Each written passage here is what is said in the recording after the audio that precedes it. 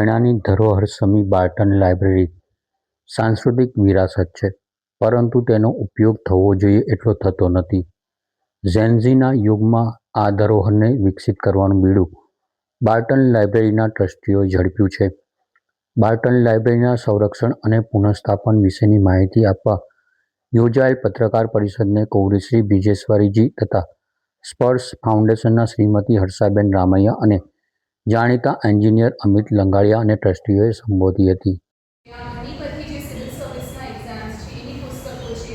અહીંયા લોકો આવીને એ સ્ટડી કરી શકે છે, રિસર્ચ કરી શકે છે. આમાં અહીંયા જૂની બુક્સ છે અને બાર્ટનના ટ્રસ્ટીઝ જ્યારે કોઈ રેકમેન્ડ પણ કરે કે આ બુક અમને વાંચવી છે, એ લોકો એ પણ મંગાવી દે છે કે એક વ્યક્તિને ફાયદો થશે તો બીજા પણ કદાચ અહીંયા આવીને એ જ પુસ્તક વાંચશે.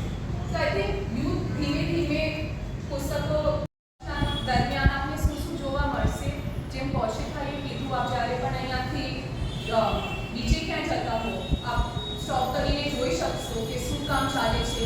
સ્કૂલ્સથી અમને ઘણો સપોર્ટ કરતા કેમ કે એવા કાર્યક્રમ કરતા કે જે બુક્સ લઈ લેતી હોય, જાણે કે બુક્સ વાંચવી અને મોબાઈલમાં બુક્સ વાંચવી, એના એવા ડિબેટ્સ અમે લોકો કર્યા છે. હેરિટેજના અમે લોકોએ ક્વિઝ કોમ્પિટિશન્સ કર્યા છે.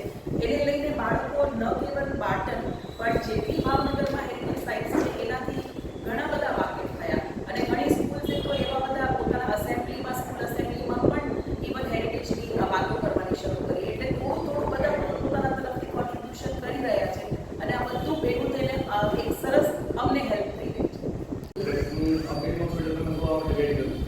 રિપેરિંગ નથી કરતા, વી આર રિસ્ટોરિંગ ધ સો એ જે રૂપ છે કે જે ત્યારે બની ગઈ એ જ રૂપમાં ફરીથી આને આપણે રિસ્ટોર કરશું, જેથી કરીને આનું ઓરિજિનલ એસ્થેટિક છે, જે આની બ્યુટી છે એ જળવાય